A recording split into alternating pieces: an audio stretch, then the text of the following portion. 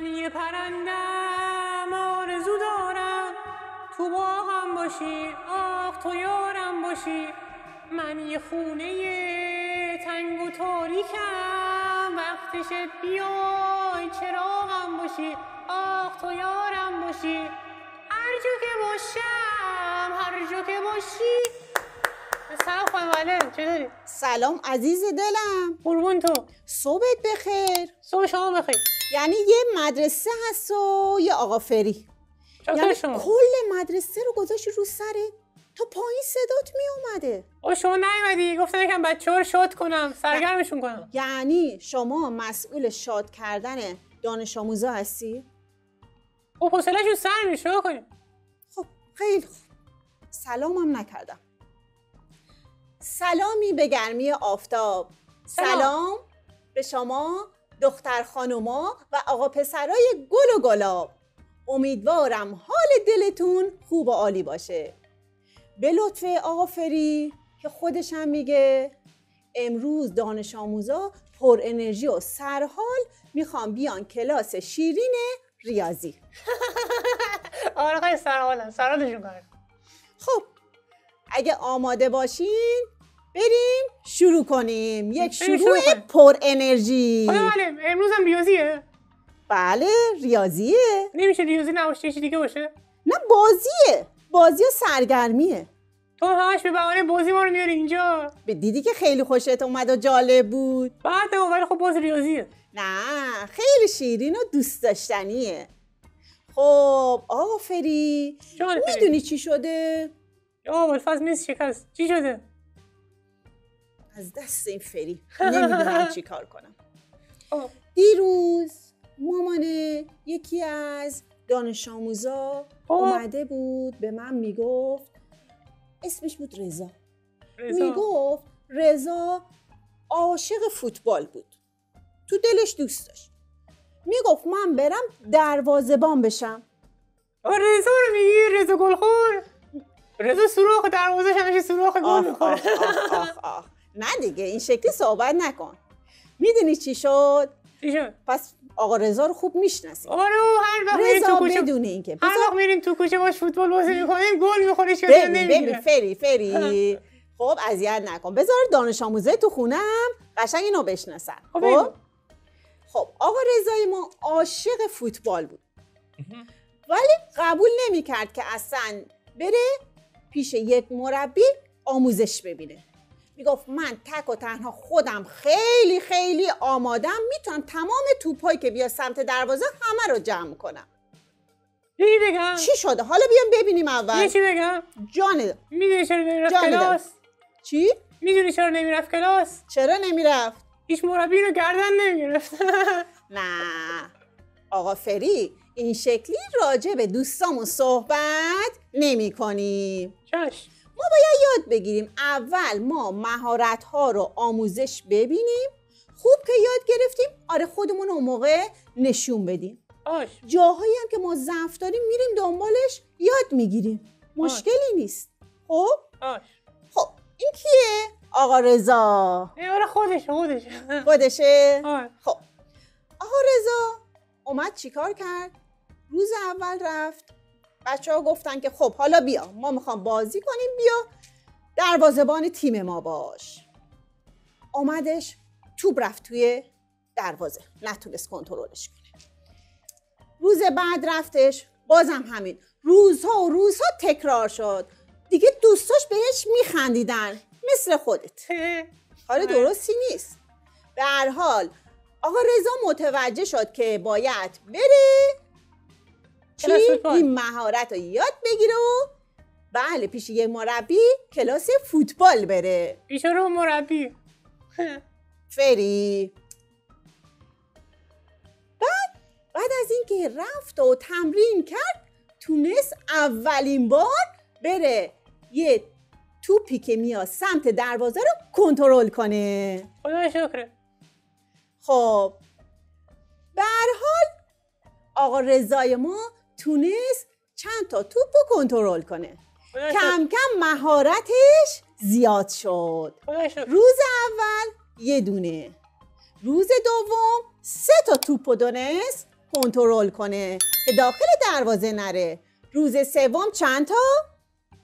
روز سوم 5 تا 6 تا 6 تا.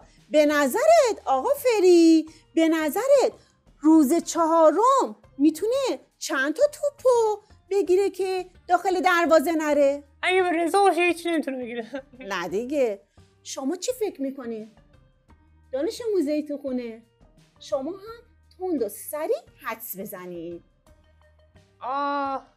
فری فکر کن. بلد نیستم. نه ببین نگاه کن، خوب شکل رو نگاه کن. بعدن نگاه نکرده که نمیتونم. شکل رو نگاه کن. روز اول 2 تا اضافه شد. روز اول که یه دونه توپه. نه روز دوم بله 2 تا اضافه شد. روز سوم چی؟ 3 تا اضافه شد. روز چهارم به نظر چی؟ 4 تا اضافه میشه. 4 تا اضافه میشه بله. خب این 4 تا به علاوه تعداد توپای روز قبلش، درسته؟ 2 بله. 1. خب روزهای بعدی به نظر چند تا؟ 5 تا 6 تا 7 تا 8 تا. نه دیگه همین شکلی نمیگیم که میگیم. یعنی این داره چه شکلی میشه الگوش؟ نگاه کن یه نظمی داره، درسته؟ بله. ما حدس میخوایم بزنیم که روز پنجم این آقا رضای ما چند تا توپو میتونه بگیره؟ چند تا میتونه بگیره؟ ببین اصلا قبل از اینکه بریم سراغ پنجم شما چی فکر میکنین؟ ما فقط میتونیم بگیم روز چهارم 4 تا اضافه شد یا یه جور دیگه هم میتونیم نگاه کنیم؟ آقا فری جان فری، به نظرت میشه جور دیگه این شکل 4 رو به دست بیارم؟ شما چی فکر میکنین؟ جور دیگه همین یه جور خوبه دیگه. ببین گفته بودی 4 تا 3 تا 2 تا 1 شکل شماره 4، درسته؟ بله. خب یه جور دیگه بگو. مثلا میشه از بالا. خب از بالا یکی مثلا 2 تا مثلا 3 تا اضافه کنم. آفرین. تا شماره چند اضافه کنم؟ چند تا تعداد اضافه کنم؟ تا همون روزی که بود. تا روز چهارم 4 تا، درسته؟ بله. حالا من میخوام یه راه دیگه هم بگم. چی؟ اول فکر کنین ببینین شما راه دیگه ای رو حدس میزنین. من یه چیزی بزنم نمیرسه. خب نگاه کن ببین شکل شماره 3، درسته؟ بله. شکل شماره 3 این 3 تا مثلث درست شد، درسته؟ بله. این دایره‌ای که داره، درسته؟ این 3 تا توپ منظورمه. این 3 تا توپ اومده بالا، شکل شماره 3 شده این. شکل شماره 4 توپای قبلی رو داره، یعنی 6 تا رو داره، بعد اومده شماره 4، درسته؟ بله. جالبه نه؟ بله. شکل شماره 4 تا توپشو داره، شکل شماره 3 اومده روش. خب شکل شماره 5 با این روش به نظر شما چی میشه؟ شکل شماره 5 بله. یعنی 1 به علاوه 2 به علاوه 3 علاوه 4 به علاوه 5. نگاه کنیم ببینیم فری درست حدس زده یا نه. خب شکل شماره 5 یعنی شکل شماره 4 همه توپاش اومده بالا و آفرین 5 تا توپ هم اومده پایین، چون شکل شماره 5 بوده. این شکل به این صورت با این الگو پیش رفته و یک رابطه نظمداری در اون مشاهده میکنیم. خب حالا میدونین چی شده؟ چیه؟ مریم خانوم قبل از اینکه مدرسه ها شروع بشه میگه من دوست دارم اولین روز یه هدیه‌ای به دوستان بدم. میبینی دخترها چقدر دوست دارن هدیه بدن، چقدر مهربونن. ما پسران دوست هدیه بگیریم. شما باید بدی که بگیرین. حالا یه کارش میکنه. خب مریم خانم گفت من چی درست کنم، چی هدیه‌ای بدم؟ اومده با گل و پروانه ها صحبت کرده. گفت چی بدم؟ من گفت گل بدم. رفت یه گل رو بچینه. قبل از این که بچینه گفته وای من اگه اینو بچینم این باغ من اون قشنگیشو نداره. تازه این گلا چی میشه؟ خشک میشه. فایدهش چیه؟ اون خشک بشه. نه دیگه، گل وقتی که تو طبیعت هست خوشگله. هم از قشنگیش استفاده میکنم هم از بوی معطرش. بعد فکر کرد گفت من چه مهارتی دارم که بتونم ازش استفاده کنم و به دوستام یه هدیه خوب بدم که براشون بمونه. فکر کرد بعد دید یه دستبندی که ببینید دستبندی که تو دستشو خودش درست کرده. این مهارت رو داره. گفت چقدر خوبه که من بتونم برای دوستام هم دستبندهای خوشگل درست کنم. این دستبند خوشگل رو میخواست درست کنه، ولی خب آروم آروم درست میکرد که خسته نشه. بعدم چون کم سن و سال بود، مهارتش کمتر بود، دستورزیش کمتر بود، آروم آروم درست میکرد، ولی کم کم تونست تعداد بیشتری درست کنه. مریم خانم روز اول یه دونه دستبند درست کرد، روز دوم 3 تا، روز سوم 6 تا درست کرد. به نظرتون من بدونه که این شکل‌ها رو بکشم میتونم حدس بزنم روز هفتم مریم خانم ما چند تا دستبند میتونه درست کنه؟ شما چی فکر میکنین؟ روز هفتم؟ بله، تا روز هفتم. سخت شد. نه؟ سخت شد. یه راهنمایی بکنم؟ راهنمایی کن. میتونیم وقتی گفت شکل‌ها رو نکش، میتونم چیکار کنم؟ میتونم عدداشو بنویسم. خوبه؟ خوبه؟ چی بنویسم؟ عدداش روز اول 1 بود. آها. بعد روز دوم 3 تا شد. بله. بعد 6 تا. بعدی چند تا میشه؟ نمیدونم. خب باید ببینم. وقتی من میگم روز اول 1 دونه، روز دوم 3 تا دونه، یعنی چند تا داره اضافه میشه، داره تعدادش بیشتر میشه، درسته؟ بله. خب پس داره بهش اضافه میشه. مهارت مریم داره بیشتر و بیشتر میشه. خب من اول میبینم روز اول که 1 دونه بود، روز بعدی شده 3 تا، یعنی 2 تا. بعدی چند تا اضافه شد؟ 3 تا. روز بعدی چند تا؟ 4 تا. بعد میشه 5 تا. 5. بعدی میشه 6. آفرین، ممنونم بچه‌های تو خونه. از من چی؟ از منم ممنون نیستی؟ آفرین آقا فری که به هم کمک میکنه تا دانش آموزای تو خونه هم خیلی روون و راحت بتونن یاد بگیرن. قربون شما. خب حالا وقتی میگم 6 به علاوه 4 میشه چند تا؟ 6 به علاوه 4 چند تا دستبند میشه؟ مرسی. خب پس روز 4 مریم ما 10 تا دستبند درست کرد. 10 تا دستبند. روز بعدی میشه 15 تا. 15 تا. روز بعدی میشه 21. بعدی میشه 28 تا. 28 تا. فکر کنم به بچه‌های تو کوچه‌ش هم بتونه این دستبندا رو هدیه بده. به من نمیده. دستبند میخوای چی کار؟ شما مریم نداری؟ خب آقا فری جان، یادته ما اینا رو سال قبلم داشتیم؟ ببین شبیشو. ببین فکر کن میگفتی یه خورده مشکل نیست، همه اینا رو ما سال قبل هم مرور کردیم، یعنی داشتیم، الان داریم یادآوری میکنیم. یه مربع من شده 3 تا. 3 تا. 3 تای من شده 6 تا. 6 تای من داره چند تا بعدی اضافه میشه؟ ببین آقا فری، الگوی من شده 1، من شده 3، یعنی به علاوه 2 شده. بعدی به علاوه 3 شده. بعدی به علاوه 4 میشه چند تا؟ 10 تا. 10 تا. 10 من بعدی میشه به علاوه چند؟ 5 تا. به علاوه 5 میشه 15. 15. 10 و 15. خب ما وقتی که شکل داریم بهشون میگیم الگوی شکلی. الگوی هندسی. ما میگیم اشکال هندسی، درسته؟ چون شکلا بهشون میگیم الگوی هندسی. ولی اگه عدد باشه بهشون چی میگیم؟ الگوی عددی. آفرین، بهشون میگیم الگوی عددی.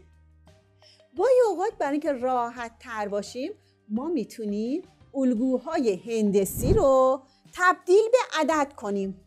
مثل اینجا، درسته؟ گفته چی؟ 1 مربع، 3 تا مربع. یعنی الگوی هندسی ما تبدیل به الگوی عددی کردم. گاهی اوقات عدد داریم، همین الگوی عددیمو ادامه میدم. و حتی گاهی لازمه و نیاز داریم که الگوی عددیمونو تبدیل به الگوی هندسی بکنیم. خب 0 من شده آقا فری شده 1. یعنی به علاوه چند شده؟ 1 دیگه. 1 من شده 4 به علاوه 3. 4 من به علاوه 5 میشه 9. خب ببین نگاه کن، 1 به علاوه 1 بعدی شده به علاوه 3 بعد شده به علاوه 5. 1 من شده 3 من شده 5 بعدی میشه به علاوه 7. آفرین، به علاوه 7 میشه. 9 به علاوه 7 میشه 16. درسته؟ خب این الگوهای هندسی رو نگاه کنین. میگه 1 این 1 من اومده بالا، شکل شماره 2 من 2 تا اومده پایین، مثل شکل قبلی که رسم کرده بودیم. بعدی هم همین، یعنی شکل‌های شماره قبلی داره سرجاش میاد و به اندازه اون شماره شکل من که شماره 3 تا میاد پایین. شماره 4 تا پایین، ولی شکل‌های شماره 3 اومده بالاش وایساده. اینجا کجاست؟ اینجا مدرسه، کلاس درسه. موزاییک هایی که توی کلاس درس هستن اومده اینجا نشون داده که من وقتی که آقای کاشیکار آوردم، آقای بنا اومدن ساختمونای ما را آماده کنن، روز اول 3 تا کاشی رو گرفتن. چیکار کردن؟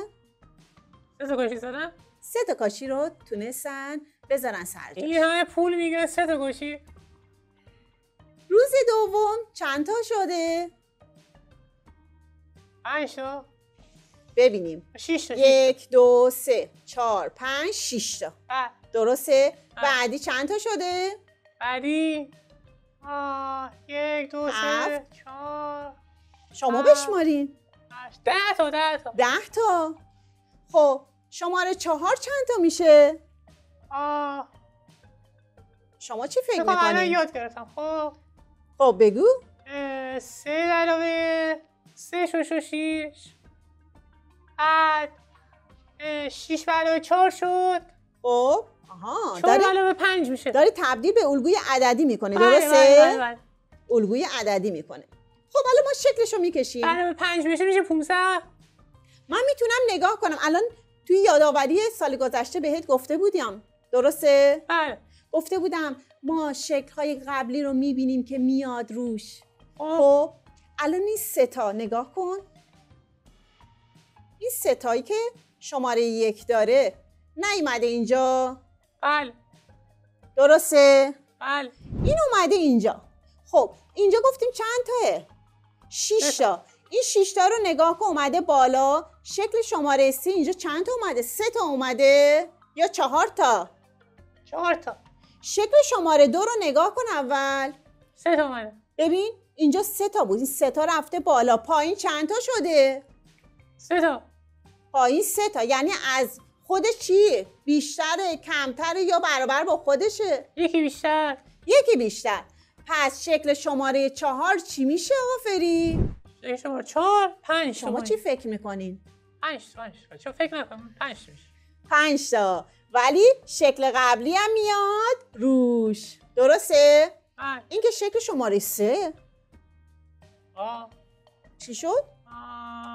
آها 5 تای بعدی اومده چی بهش اضافه شده. من این شکلی بهش اضافه کردم. عجب. خب میگه شکل 5 و 6 رو هم رسم کن. 5 و 6 رسم میکنیم دیگه. رسم میکنیم، یعنی الان شکل شماره 4 رو میرم رسم میکنم، بعد کنار هر کدوم یه خونه اضافه میکنم. هر کدوم از ما میتونیم به روش هایی که خودمون راحت تر هستیم و فکر میکنیم که میتونیم به جواب درست برسیم، این شکل ها رو بگیریم رسم کنیم. این شکل ها و الگوها مثل بازی هستن. فقط نیازه که من بیام چیکار کنم؟ با فکرم، هوشم این رمزها رو پیدا کنم. مطمئنم که شما هم مثل آقا فری ما خیلی خوب و راحت میتونین این رمزهای ریاضی رو پیدا کنین. خب شکل شماره 6 هم خواسته باید چیکار کنم؟ اول میرم شکل شماره چندو میذارم؟ 5. بعد به هر کدوم یه پله اضافه میکنم.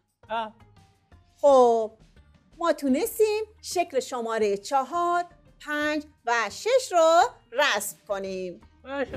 حالا با این همه مثال هایی که زدیم جان دل خانم مگه صفحه اول کتاب نیستین و کسی نگاه نمیکنه؟ صفحه اول بهش میگن صفحه عنوان. عنوان کسی نگاه نمیکنه؟ عنوان چرا؟ برای ایجاد انگیزه است. من باید بدونم که میخوام توی این فصل چه چیزهایی رو یاد بگیرم.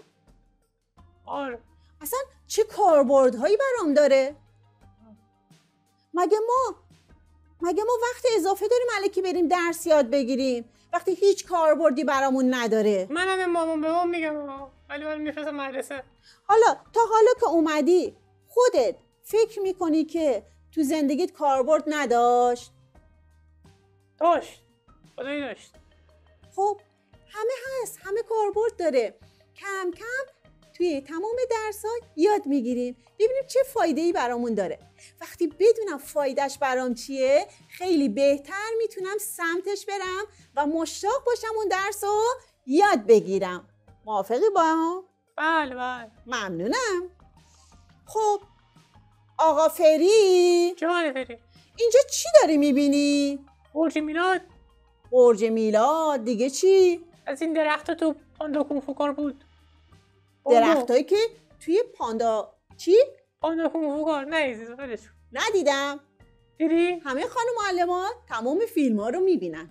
چرا؟ چون میخوام ببینن که بچه هاشون چه چیزایی رو دوست دارن، چه فیلم هایی رو تماشا میکنن تا بر اساس اون مثال هایی هم بزنن و طرز فکرهاشون رو بهتر بدونن چیه. خب دیگه چی میبینی؟ دیگه این چه شکلی هست؟ چشم نمیبینه ضعیف. اینو میگی؟ آره. این چیه؟ این ساختمونه؟ خب اینو نگاه کنی. یه برجیه توی تایوان. توی تایوان گیاه بامبو رو چیکار میکنن؟ پرورش میدن. و بر اساس همین گیاه بامبو اومدن ایده گرفتن و این برج رو ساختن. عجب.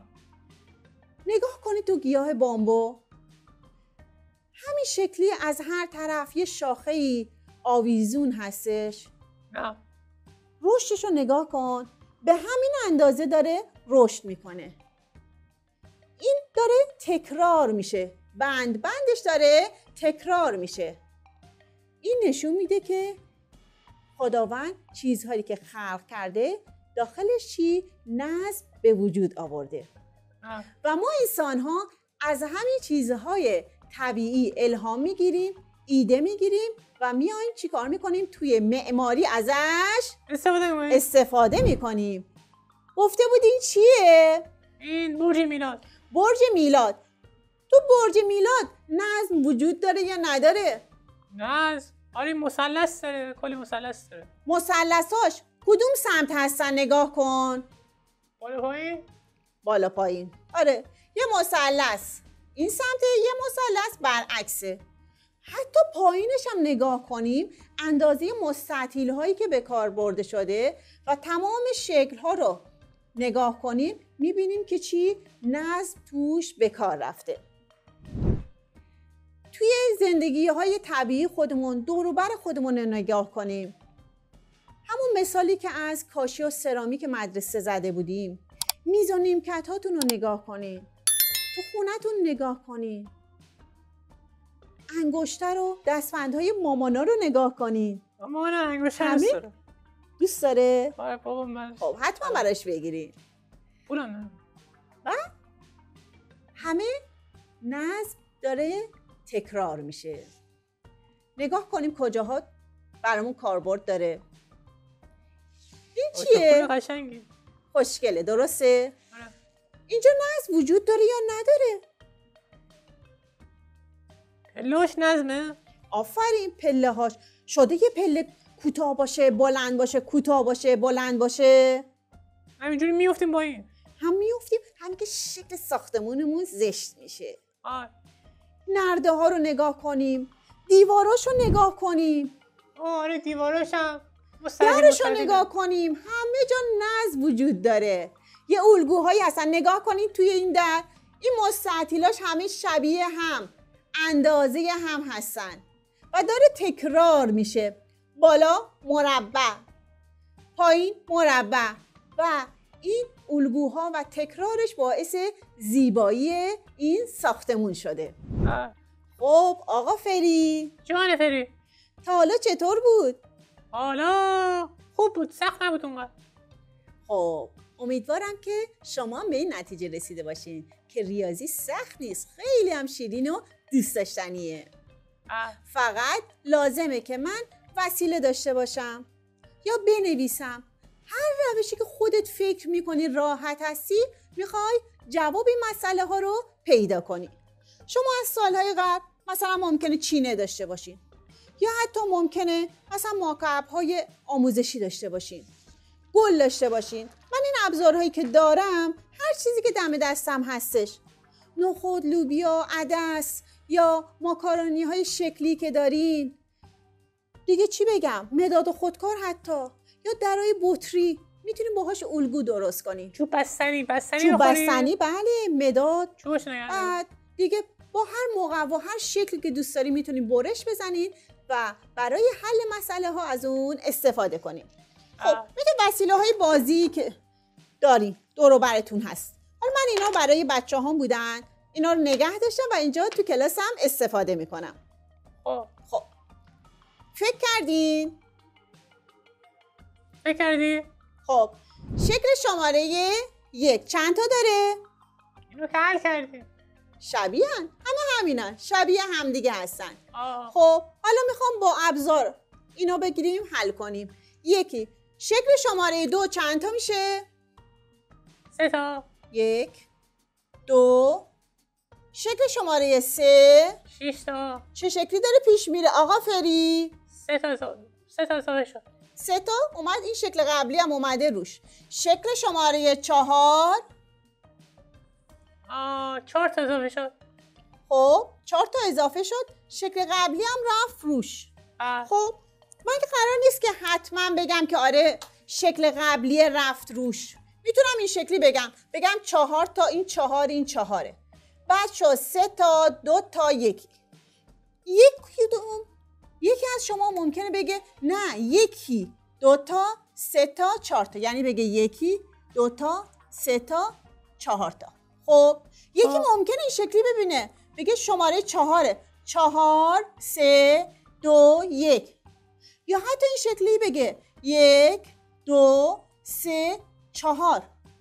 بستگی داره که من چطور بتونم به این معما جواب بدم از هر روشی که خودم دوست دارم. شکل شماره 5 چند تا میذارم پایین؟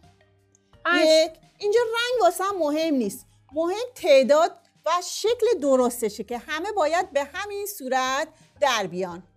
2 تا 3 تا 4 تا و 5 تا، درسته؟ بله. بعدی چند تا بذارم؟ بعدی 6 تا. 5 تا. بعدی یعنی بالا میخوام برم. 7 تا. آقا فری. بعدی 4 تا. 2 تا. 3 تا. 4 تا. رنگی رنگی میذارم تا شما هم خیلی بهتر بتونین لمسش کنین و اینو مسئله رو درک کنین. لمس که البته خودم دارم میکنم. منظورم هست که تو خونم شما با ابزارهایی که دارین میتونین به این شکل‌ها و الگوها برسین. 3 تا. بعدی چی بزنم؟ 2 تا. 2 تا میزنم. بعدی 1. شماره 5 رو تونستم رسم کنم. شماره 6 و 7 رو منتظرم که شما حل کنید. آقا فری شما هم تو خونه حتما اینو انجام بده و جلسه بعد برام بیاد. چشم. در ادامه میخوان این الگو رو انجام بدیم. خب 100. بعدی 200. 300. بعدی چند میشه؟ معلم توقع بیجایی داری ها. این بزرگه خیلی. آقا فری سال گذشته هم داشتین؟ یادت نمیاد؟ اشکال نداره. یادم نیست. یه راهنمایی میکنم. بفرما. ببین اولی بوده 100. درسته. بعدی چند شده؟ 200. 2 تا داره. خب بعدی شده چی؟ 3 تا 100 تایی داره. هر کدوم از اینها یه بسته 100 تایی هن. 100 200 300. خب الان اگه من یه بسته دیگه اضافه کنم، میخوام یه بسته دیگه بهش اضافه کنم. یه دونه داره میره دیگه. درسته؟ یعنی یک بسته 100 تایی. 100 200 300. بعدی چند میشه؟ 4 تا. 400. بسته آفرین. 4 بسته 100 تایی میشه 400. بعدی میشه 500. ادامه داشته باشه 600. بعدی میشه 700. یعنی 7 تا بسته 100 تایی. و به همین ترتیب اگه از ما بخوان ادامه میدیم. با ابزار راحت تره. درسته؟ بله. خیلی راحت تر تونستی ارتباط برقرار کنی. بله. خب الان اینجا ببینیم تا شماره چند از من میخواد.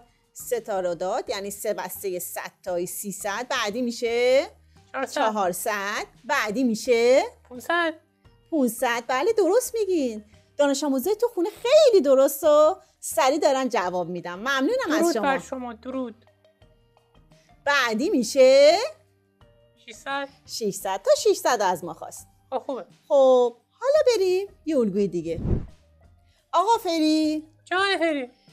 اولین عددی که میبینی چنده؟ 110. 110. دومی 230. یعنی چند تا بسته 100 تایی؟ 2 تا. 230. چند تا بسته 10 تایی بذارم؟ 3 تا. 1 2 و 3 تا. بعدی چنده؟ بعدی 350. 350. چند تا بسته 100 تایی بذارم؟ 3 تا. 1 2 تا 3 تا. درسته؟ بله. چند تا به 10 تایی باید بذارم؟ 5 تا. 5 تا. 1 2 3 4 و 5. خب حالا نگاه کن آقا فری، نگاه کن. یه بسته 100 تایی من شده 2 تا. یعنی بسته 100 تایی من داره چند تا اضافه میشه؟ یکی. 10 تایی. یه 10 تایی من شده 3 تا. 3 تا. یعنی چند تا بسته 10 تایی اضافه شد؟ 2 تا. 2 تا. پس چند تا بهش کلا اضافه شد؟ نگاه کن. اینی که اینجا خودش داشت. درسته؟ شبیه هم. یعنی چند تا اضافه شد؟ 120 تا. 120 تا اضافه شد. بعدی گفته چند؟ 350. قبلی که 2 تا 100 تایی رو داشته. درسته؟ بله. 3 تا هم که خودش داشته. 1 2 3. درسته؟ این 3 تا رو بگیم برای این. چند تا اضافه داره میشه؟ 120 تا. 120 تا. 20 تا. این 3 تا قبلی. بله. خب پس داره چند تا اضافه میشه؟ 120 تا 120 تا. 120 تا داره اضافه میشه. میتونم همون 120 رو اضافه کنم و همین که میتونم چیکار کنم با این شکل ها نشون بدم. یعنی بعدی رو بخوام تعداد بستای 100 تاییمو چند تا اضافه کنم؟ 120 تا. 120 تا. یعنی 3 تای من بشه 4 تا. یه 20 تا دیگه هم باید بهش بدم. چند شده؟ 1 2 با هم بشماریم 3 4 تا 100 تا یعنی 470. اینجا 5 تا با این 2 تا میشه 7 تا. بعدی هم همینطور یعنی 120 تا بهش اضافه میکنم. 120 تا. خب بریم اینجا. 110 تای من شده چند؟ 230. گفتیم چند تا اضافه شده؟ 120 به علاوه 120 شده. همینطور. 230 تا هم 120 تا اضافه شده 350. 350 من 120 تا بهش اضافه بشه میشه 470. 470 هم به علاوه 120 بشه میشه چند تا؟ 470. شما چی فکر میکنین؟ 590. 590. آفرین 590 به علاوه 120 چند میشه؟ بذار حساب کنم. متوجه شدی؟ جوابو گذاشتم. 710. چون بچه‌هایی توی خونه تند و سریع حد زده بودن. به من گفته بودن، صداشون رو شنیده بودم و نوشتم. آفرین به شما بچه‌های پرتلاش و کوشا. درس امروز ما هم به اتمام رسیده. تا برنامه بعدی خدا نگهدار. بچه‌ها راستی سابسکرایب یادتون نره. کانال ما رو لایک و سابسکرایب کنین. دم شما گرم. قربون شما. خدا نگهدار.